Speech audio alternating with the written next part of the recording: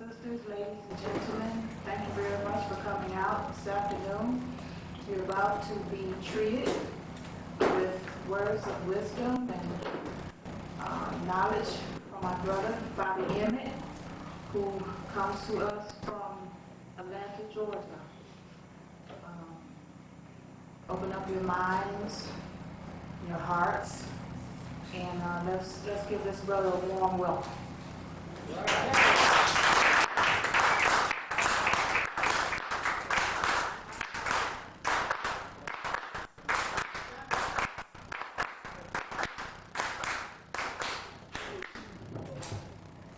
Right, Bobby. I don't know if it's African or the movie Car Wash.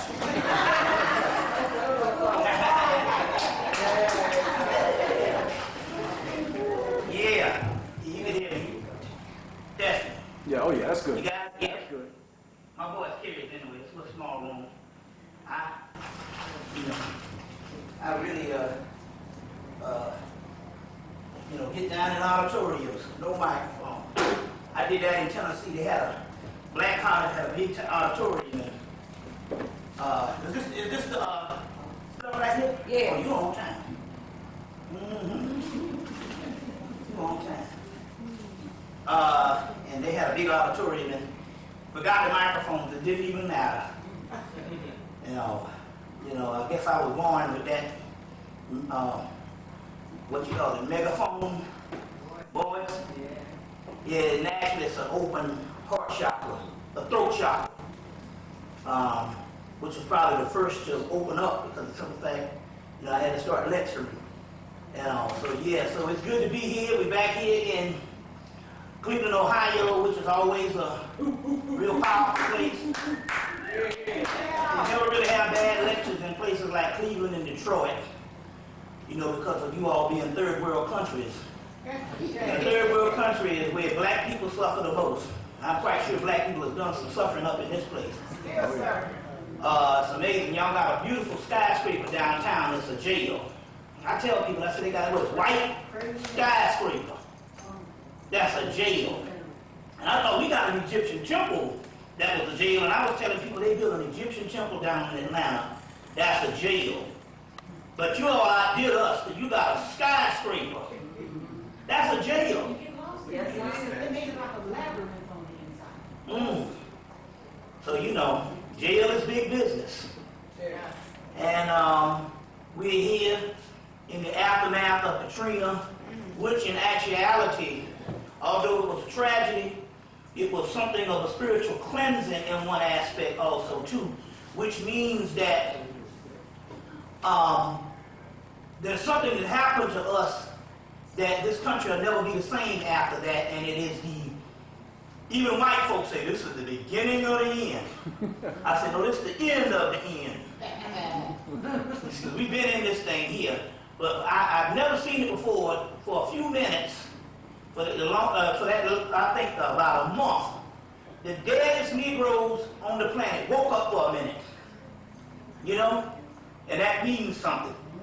That means something. So we're going to go into a lot of that, as well as the other stuff that's the spiritual aspect of that. There's several people that have our tapes on this. My forte is the spiritual aspect of this, which is actually a continuation of the lecture I did here in June when I started. I came with the goddess Izuli. Well, I didn't know it at the time, but and I told you in May, I became obsessed with building an altar in this shrine in the house that I'm in. I had a shrine of the goddess Lakshmi, and the goddess Lakshmi, and I've been for about a year, and that's been pretty good an experience. And then in the spring of the year, the goddess Izuli came, and the goddess Izuli came, and I had to build a shrine to her. I didn't know that she was actually contacting me, and her presence was being known. But it's interesting, in June, the end of June, she came through, and she kept saying, I'm in exile, I'm in exile. And I didn't know that was a precursor to Katrina. because by her being the voodoo goddess or the goddess of that land, you see what I'm saying? And there's even word that Marie Laveau was an incarnation of her. You see. And she being a goddess of that land, before the storm came, she went in exile. You see what I'm saying? And it's ironic that Atlanta would get 37,000 of the evacuees. You see what I'm saying? So this story is not over yet. But she said, I'm in exile. And I'm like, well, I know of the spiritual aspect of the Shekinah being in exile. And then when the word Katrina came up, which is Russian, you get the word Katrina, you get the Hebrew word Shekinah, you get the Hopi Indian word Kachina.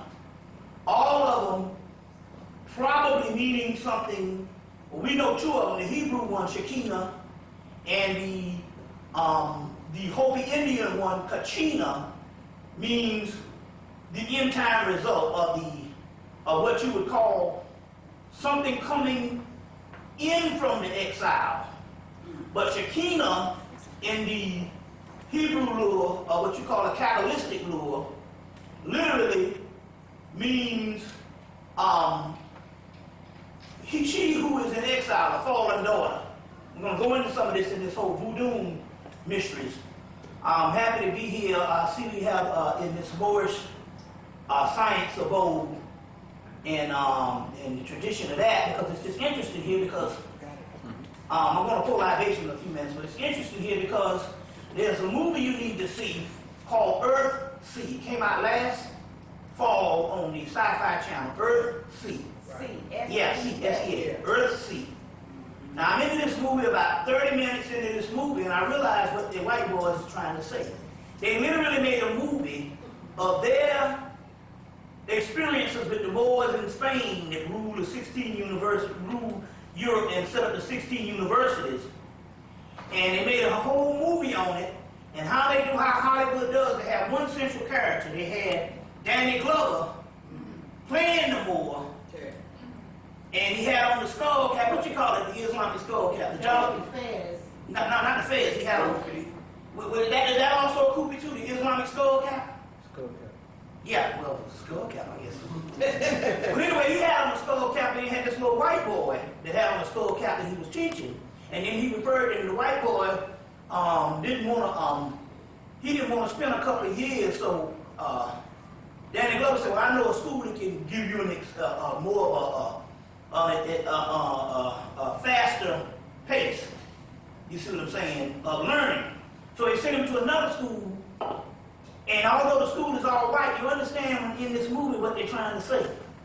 See, Hollywood would give you the one figure that was black, Danny Glover, who had on the Islamic skull cap, and his student to have on the Islamic skull cap. Then he sends this student to his particular university, and is trying to tell you that this is a whole story of the history of the Moors in Europe. You see what I'm saying? And that's the way Hollywood does it. If you get past the color, you see what I'm saying? And understand the story and what they're trying to say, and that's the way they do things. You see, then come to find out that Harry Potter, the Harry Potter series, is the history of the Europeans going to whatever the school was called and getting the training. And it was the secret societies that commissioned the white girl, whatever named Rollins, to write the books and later on do the 4 movies. And that was a whole history of the Moors. You see, a whole history of the Moors. And if you get past the characters and understanding, all you got to do is just, well, it was white folks being trained. You understand what I'm saying? So those are the students, and then understand, but in this movie, the one Earth Sea, they actually showed Danny Glover as the teacher. You see, they always do this. It's like the movie Rob Roy. Go rent that movie and you'll see the guy that's the king of the land, or the nobleman of the land, and he has a little black boy, with a fez on. You see, standing beside him or behind him. And remember what Hakeem Bey said that whenever you see that person that is behind the white boy, either in the pictures or either in movies and stuff, that is his teacher. You see what I'm saying? So it's just interesting, as you know, Morgan Freeman played the Moor twice, also in Robin Hood, and also in a movie called Maul Flanders. Another movie that's out called Titus with Anthony Hopkins, and then there the black Moor shows up in the movie. And at the end of the movie, although they kill the Moor in the movie, later on they kill the Moor. It's the same brother that played, remember the brother in Matrix, the one that was opposed to Larry Fishburne, and both of them, you know, the guy that didn't want Larry Fishburne, you know, the one in the Matrix 2 and 3. That brother. Anyway, he plays the Moor in the movie Titus. And it has a son at the end, and this white boy at the end, when all things was done and a lot of people killed, they saved that little black boy, and they showed this white boy walking off into the sunset. You see what I'm saying, with this black boy. But that has a lot to do with America, and it has a lot to do with the legacy. The legacy is in one of the Moorish doctrines. Anytime you get the Grail mythology, anything on the Grail mythology is Moorish science. Grail mythology, King Arthur, the Knights of the Round Table, Excalibur, all that's Moorish science. It had one on recent, and they tied Queen of Sheba in first, and then King Arthur. Yes. And I think it'll be on all this month probably. It'll come back on. Anyway, I recorded it, so I always get things recorded. That's why they're trying to slow you down with the DVDs. You see what I'm saying? I get into that in a few minutes. Although you can record with the DVDs, you can't get stuff as fast off that TV. You see what I'm saying? As you can with a VCR. Hang on to your VCRs. Hang on to your VCRs. That's one of the keys on that. And I'll tell you, and I'll give you the science on that also. But anytime you get the Knights of the Round Table and the Arthurian mythology, that is Moorish science introduced by the Moors into France and into Ireland, and then the British took it over and tried to claim a history, carve a history out of it. But it was an actual prophecy of a land that wasn't in existence called Camelot that would exist in the future. Once Upon a Future King is a book. And Camelot, which means Cam, black, and Lot, New Lot of Egypt. You see what I'm saying? New Lot of Egypt. There's a book called People of the Secret. I can't think of who did that book. I talked about it for years on my tapes. People of the Secret. And he documents that in there. But New Lot of Egypt. And so the New Lot of Egypt was America. So, which has a lot to do with what Bush's whole thing is. Bush is sent by the Illuminati and by the secret societies, and his job is to destroy America. Now don't get all upset about that because Elijah Muhammad had a book, The Fall of America. And there's several prophecies that's even coming out of the Apocrypha, which is, you know, some of the books that was never added into the Bible. The Apocrypha. And in that Apocrypha, they talked about a great eagle ruling the world. But in its twilight years, a great and powerful lion will rise up and crush the eagle. Now that's in the Apocrypha, so one of the missing books of the Bible, some books are missing that they took out at the conference of Nicaea, and some other books never was added. The Apocrypha is some of those particular things that was going around that they didn't add, supposedly. But they talk about a great eagle ruling in the twilight years or at the end of the world, or during the latter part of what you call civilization, ruling the world, and then a great and mighty lion coming up and crushing the eagle. So this is in the Apocrypha. You see, all this stuff is this stuff that's out of the Library of Alexandria. You see what I'm saying? But anyway, so this whole Moorish paradigm of what you call Camelot that was introduced into Europe and later on Britain trying to take it and make them a history of its own. It's just like, you know, they try to do everything, you know, just like they're doing it now with the South Africans. They had a special on Discovery Times or either on History International channel, and they was talking about the Europeans in South Africa are already writing a revised history that will write them into the South African history as they have been there all the time. They call themselves the white, missing white Africans of this time. The lost white Africans. And they've already built theme parks. And right now people think it's theme parks, but there's a whole history of this theme park, and you go there and it tells this history of white people always being there. But if they have their way 100 years from now, people will think that the indigenous people of South Africa was white folks. You know what I'm saying? Was white folks. I remember when I was young, I heard some Duke Ellington and I was mad. Show you how mind control goes. Heard some Duke Ellington and was mad because I got mad at myself for liking this white person's music. You see what I'm saying? So this was around probably the late 60s, early 70s. And just in a few short years, you see what I'm saying? What you see in the face of Benny Goodman and Glenn Miller and all that type of thing, how they can take music and make it their own. You see, so big band, just in a few short years, became a white phenomenon. You see what I'm saying? Until my historical aspect came in and understood that, you know, hey, this is our stuff. You know what I'm saying? Just like the classical music, which came out of Hemmitt and brought into Europe by the Moors. You see? So they can redo history, revise history, you see what I'm saying, to fit themselves in it. Well, it's the same thing with this Camelot thing, which is very interesting here, because Camelot was supposed to be this land in America. You can see it in the movie Highlander 1. In the movie Highlander 1, they said that we are immortal, and we're supposed to walk the earth, which we are immortal. And we're supposed to walk the earth until a day comes and a great event happened in a land that has not been established yet. Well, this was something like the 1400s when Sean Connery was telling this to the guy.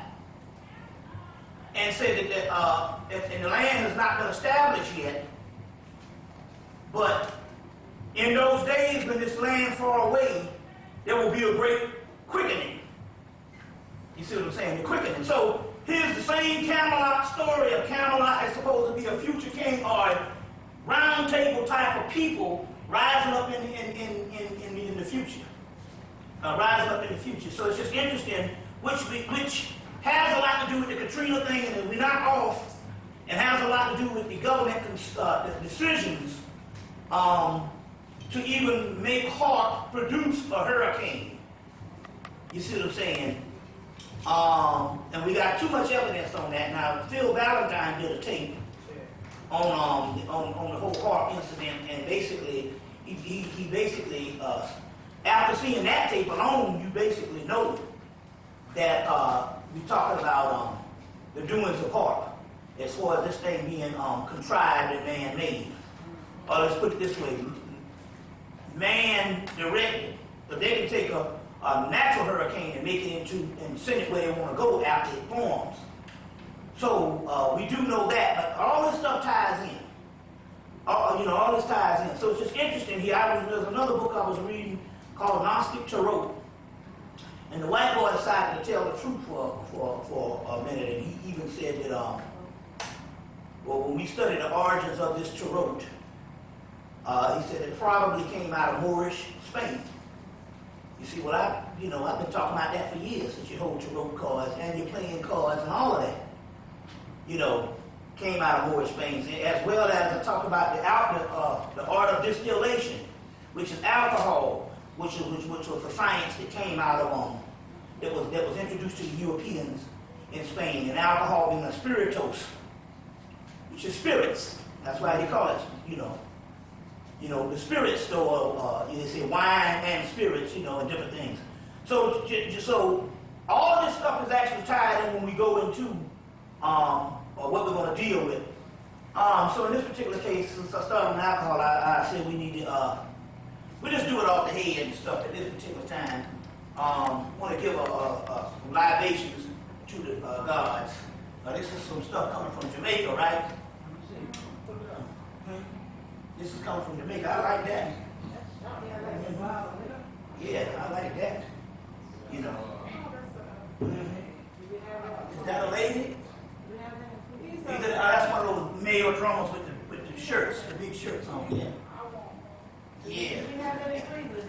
Now they got this one. They got this from Jamaica, right? You got it from. She got it in Cleveland. But anyway, it talks about there's some history on the back on how they used to use this for rituals. How they used to use this for rituals. We'll get into that now. A couple of things happened. A lot of interesting information. There's a brother named Azariah that used to have me to come lecture in New York and Harlem, and then in around '99 or 2000 he started lecturing, and has done a lot of good information. And on his recent tape, I have to send it up, which is interesting because he's also confirming certain things that I mentioned before. And in this particular case, he's confirming certain things with when it comes to technology. And he's talking about they have a gun. The government, the secret societies, of the powers that be. Because when you say the government, you're talking. When you look at it as a government, you're looking at just the surface. We're talking about the global elite. You see what I'm saying? The global elite. And see, this is what black people got to understand when you're talking about the global elite. They'll kill up a couple million white folks. You see what I'm saying? That's not a part of the global elite. And then you confused when you see the white folks dying because you don't understand that it ain't even about color to them no more. It's all about the global elite. You see what I'm saying? And if you're not a part of that global elite and you can't trace your God connection to that, it don't matter even if you're white. They go, you're expendable. But I like to call them the global elite other than just the American government because it's bigger than that. But it talks about this gun that Al-Raya was talking about, this gun that they developed. It's a gun, an invisible ray in this gun that can shoot you in the head, and all of a sudden you come down with aneurysms. So they shot Johnny Cochran in the head. He comes down with aneurysm. Khalid Muhammad shot him in the head.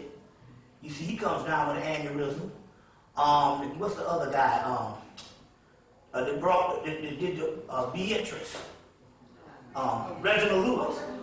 And then I've also found out that they also, to activate it, they can shoot you in the head and then send a signal through your cell phone to activate it. But they got this gun that can give you aneurysms and different things like that too. So just showing you the technology of this government, and he has a tape out on this particular information. It's like a ray gun, but it's invisible. You don't even know it can shoot you in the head. And you don't even know. That's why it's good at this particular time to have some type of magical system in dealing with something spiritual. And you're having a certain amount of guards that either can block with you or can heal you, and you don't even know it. All I know is some nights I'm being healed, and I'll happen to wake up and somebody's working on me. Somebody's working on me. That means the spirits is doing a certain amount of things. You see.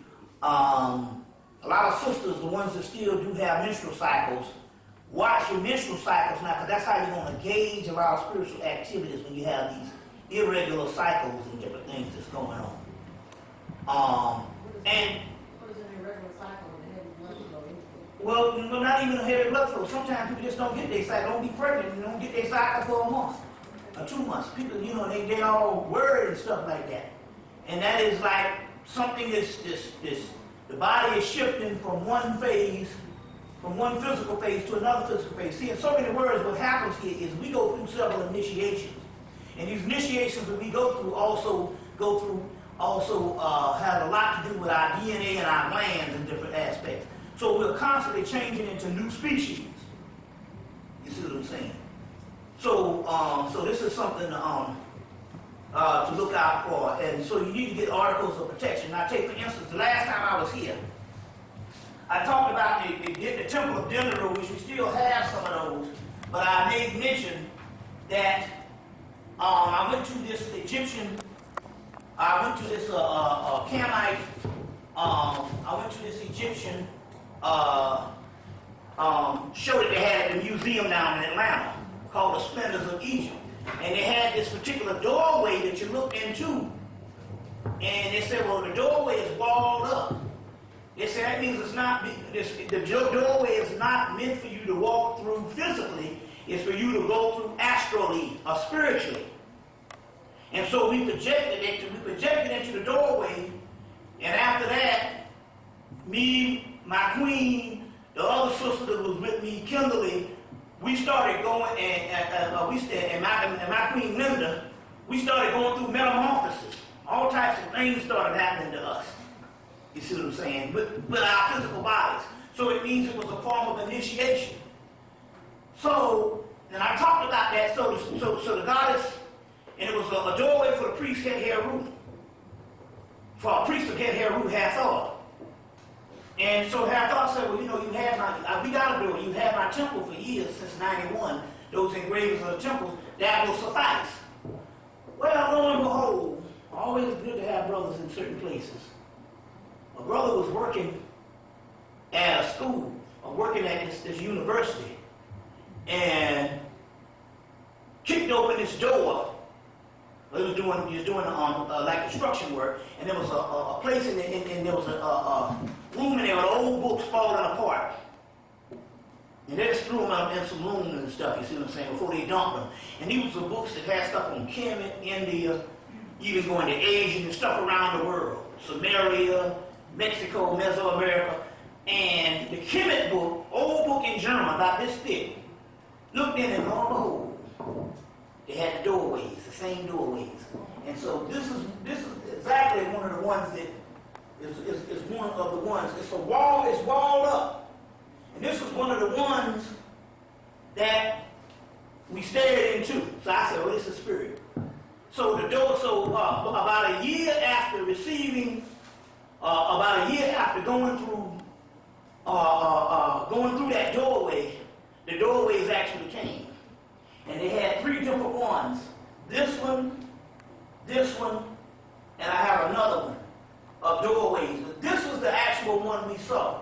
So we now have these doorways of a rare book that was in Germany that was probably printed in the 1920s. You see what I'm saying? So we have these types of things. And so this kind of like doorway. So people interested in this doorway, we have, and the Spirit brought it to us. So these are things, these are tools you can work with. You see, by taking that doorway and projecting what you want in it. You see what I'm saying? And so we have three different types. We have three different types in the doorway. Okay, up on top of the thing, see if I can find the other one. Here's the other one. There's three different types of this one. These are doorways that you can project your images into. You see what I'm saying? So basically, let's say you need to be healed. Basically, you would imagine yourself going through these doorways, and these things work.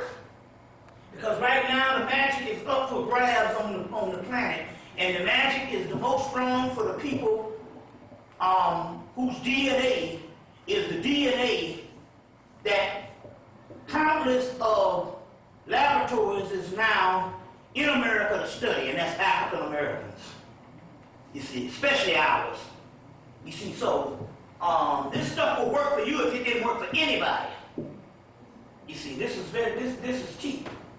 You see, so so I'll explain all of these in a few minutes, but let's just spit some to the entities. We're talking, you know, so we're talking about healing yourself with things like this. You see, and stuff works.